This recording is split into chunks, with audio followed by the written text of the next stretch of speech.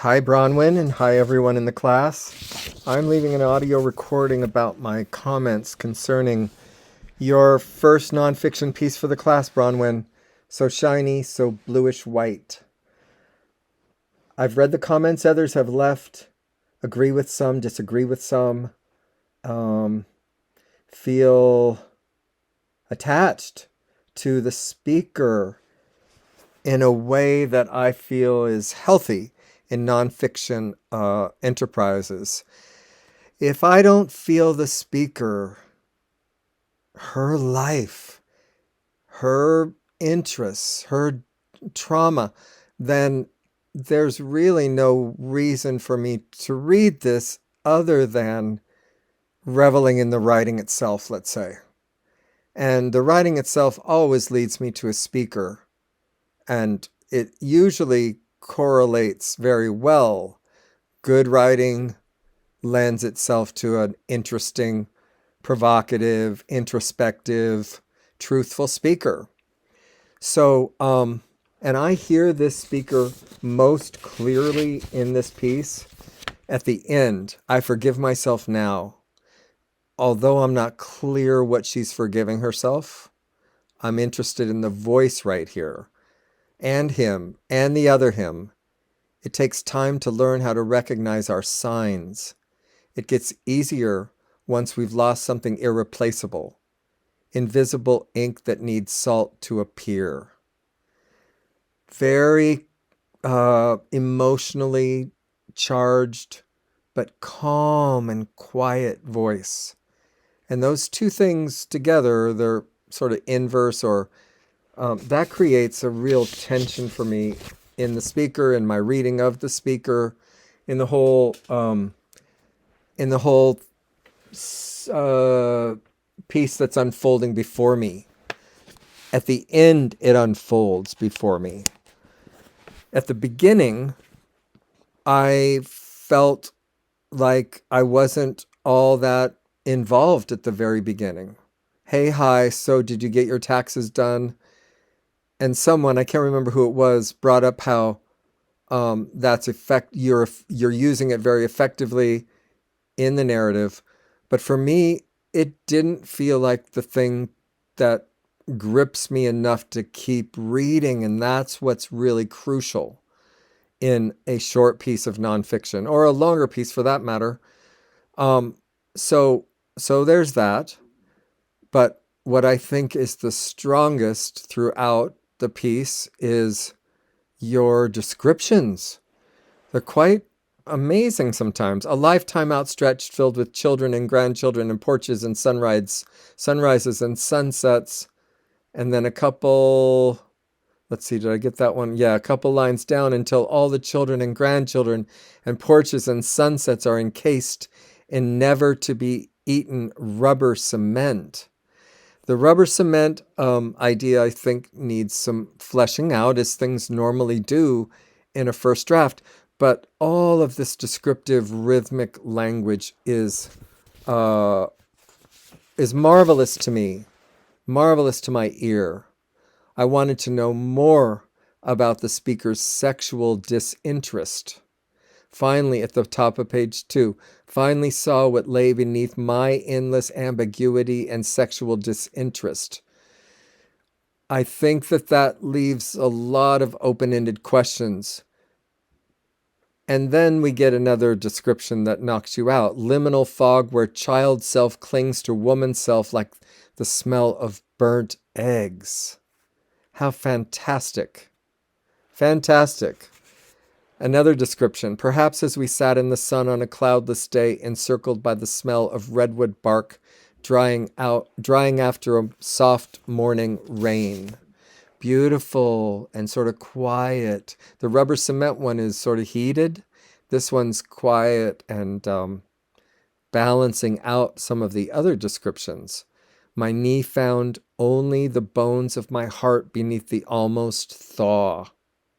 The almost thaw is what makes this such an interesting image to grapple with in the reader's mind. And I certainly will not say that I know everything that's going on in this narrative. I do not. I have a lot of open-ended questions. I didn't unravel everything because of the sense that it would lead me down all these paths, and I want to get my comments to you. But there's a lot there, and to me, that's very, very important. The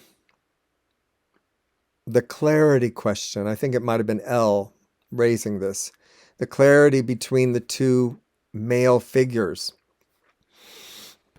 I was not clear about this until I came to page 4, a whole sentence, a pastor's wife. And I wrote, I'm not clear.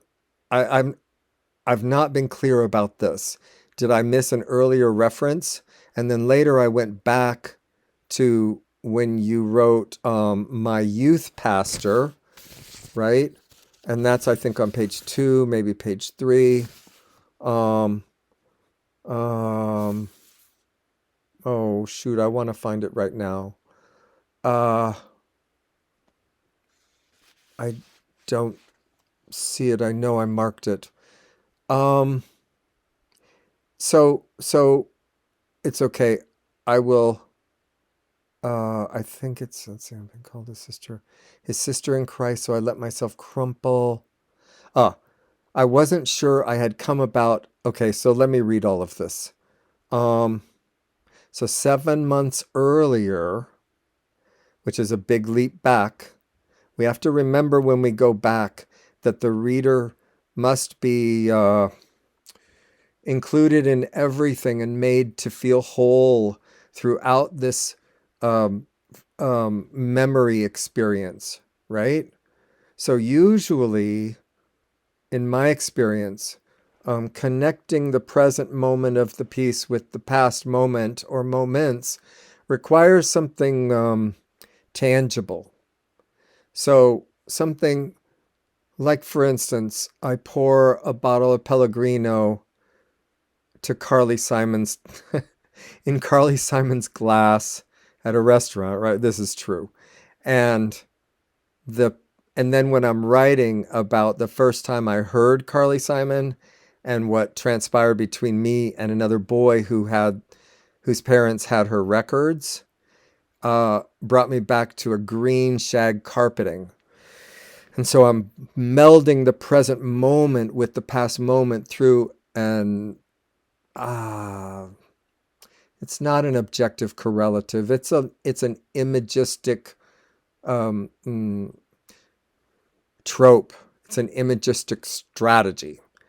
And sometimes it works and sometimes it doesn't. It's a heck of a lot of trying, though, and working and working and working. It took years for me to get even a handful of those to work without sounding, staged or hokey, right? Or created, made up. So maybe something, needs further to happen with the blending of the present and the past. 7 months earlier, I had tried to climb out of the engagement I'd accidentally stumbled into, like one of those open cellars in New York City sidewalks.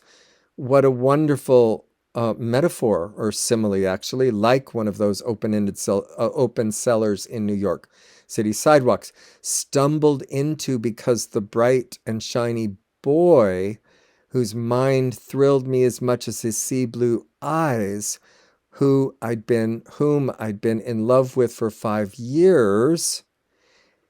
And that's a lot of information right there.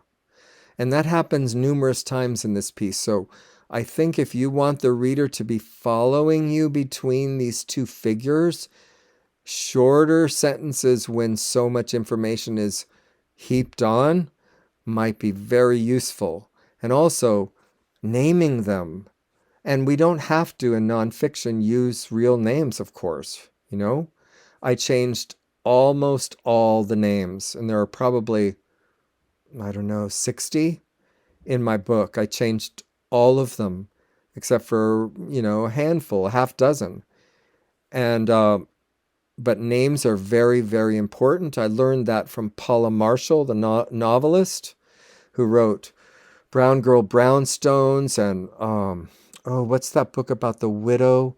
And she visited a class once and talked about that, the importance of naming, because that gives me the characters' velocity and the characters' internal life. I mean, everything is in a name, waiting to be let out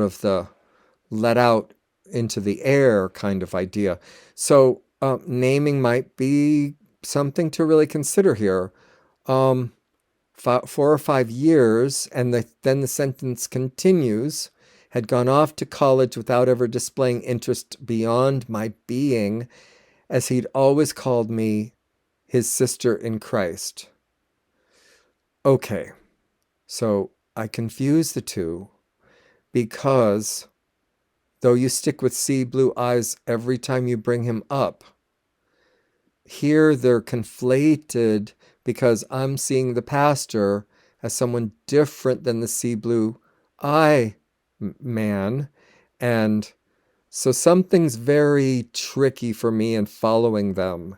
And I'd have to read it and spend more time with it to draw them out and draw them out. And that to me is the writer's job. Like that can't be ambiguous, especially in this piece. Even though impressions and even though not knowing is very, very important to me, and I covet it, I covet them, and want to feel engaged, and I want to work hard in nonfiction and poetry and fiction, whatever it is, underlining. You'll see my comments, but there comes a time when it becomes so conflated, and maybe they are meant to be conflated too. I do not know, but that is something that the writer needs to discern for the reader in something like this, in which it's really important to understand the two. So part of it is that the sentence goes on for quite some time and it disallows me to separate. And part of it is challenging. I wasn't sure I'd let myself crumple into engagement. I wasn't sure had come about other than my challenging my youth pastor one day about how he believed God, which comes in the same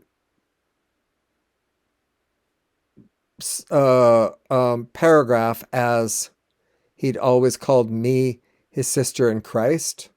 And so that further makes me confused, and I need to work it out and tease it out and separate it out.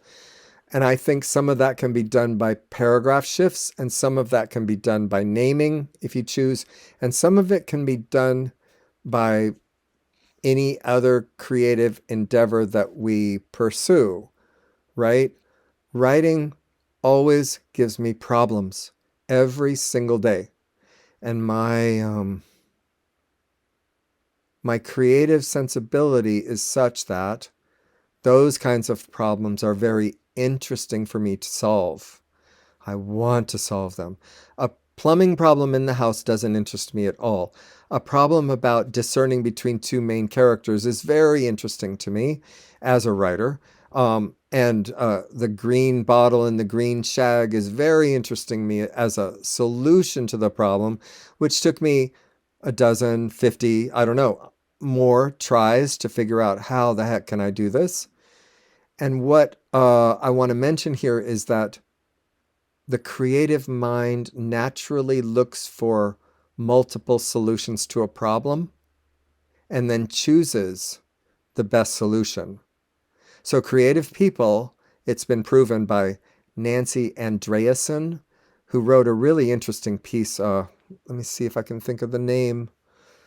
I can't think of it right now. About the mental life of creative people and how they have a sort of divergent mental process versus a convergent mental process.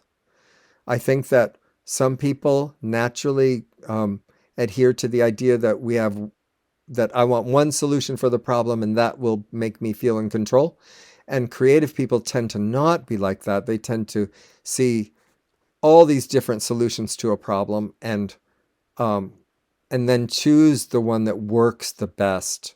An excellent movie to watch the mind of an ostensibly creative person he's retired and doesn't want to do anything but drift in a boat. So it's not like he's writing or painting or whatever. But something happens to the boat and he has to save his life. And it's completely fascinating. There's no other second character. There's no dialogue except for one word. And it's riveting. And it's called All Is Lost by Robert Redford is the man. That movie taught me a lot about divergent thinking. So when I'm thinking about problems like this, I want to brainstorm. I want to come up with as many as possible. Let me talk about the story for a second, as um, as our friend Vivian Gornick is bringing it up. Okay, so um, in the idea of a story is these are in my words now, the emotional connection or what I have come to say. That is what moves me and moves my um, ability to come up with a story or to think about a story in the first place, right? So I want to have the story be there, but not to the degree that it gives itself away so easily. So the situation, as contrasted with story, is the context or the circumstance, sometimes the plot, right? That's on page 13 of Gornick's book. So the situation, context, circumstance, plot. Story, emotional experience that preoccupies the writer, the insight, the wisdom, the thing one has come to say, which I hear very strongly in the very end that I already read. And then I also hear earlier on page 2, my young mind didn't comprehend the weight of yeses yet. So to me, that younger persona is the one that we're following through the voice of the older person. I don't know how old, but older than the young woman who marries. Um, uh, we're following through the wisdom of the older person's mind, and that is clearly established in the sexual disinterest line, in the virgin line, in different places in the narrative, and I think that's working really well. But what gripped me the most in terms of story is the line I just read. I couldn't comprehend the weight of yeses yet. My young mind didn't comprehend the weight of yeses yet. And that seems to me vital in this. So let's talk about overwriting and repetition. So there are instances in which sentences are overwritten and in such a and by refraining or holding back on some of the language, we actually get more. On the top of page 3, amid the warm, rich smell of redwood and heady greenness of spring grass on an unusually warm March afternoon, he did tell me. So all of that description is quite a lot. So I just wonder, amid the warmth, rich smell of redwood and heady greenness of spring grass, he did tell me, or something like that. So there's so much richness in that first description. That unusually warm March afternoon feels like it moves too far into the description. So I did nothing to alter the course of the so shiny, so bluish white wedding dress I'd not chosen. So shiny, so bluish, right? There's something a bit overwritten in some of these lines like that. Page 4, like mild but not too spicy Taco Bell hot sauce. Um, and it's interesting to think about Taco Bell. Ah, as someone who grew up on Taco Bell and then hasn't been in, I don't know, 20 years. Mild but not too spicy feels overwritten, in my view. To imagine being in that bed with him that smelled like Taco Bell hot sauce or just Taco Bell sauce, I think the reader fills in, that's what it is. The reader fills in gaps when he or she is given a small amount of information that's well chosen. Taco Bell sauce, immediately I think of those little, plastic, white on the top. You peel it back, the foil, right? Um, so maybe that's all not necessary. And some of this would, I'm pretty sure, fix itself on revision. So I want to encourage everyone to revise, revise, revise. Even though you're not posting revision in the class, you're doing it for yourself. But how wonderful to take lessons and apply them practically right away. The ones that you choose that make sense to you. So I never in my writing life have done what anyone said, even if I loved that person to death, based on just my love of the person.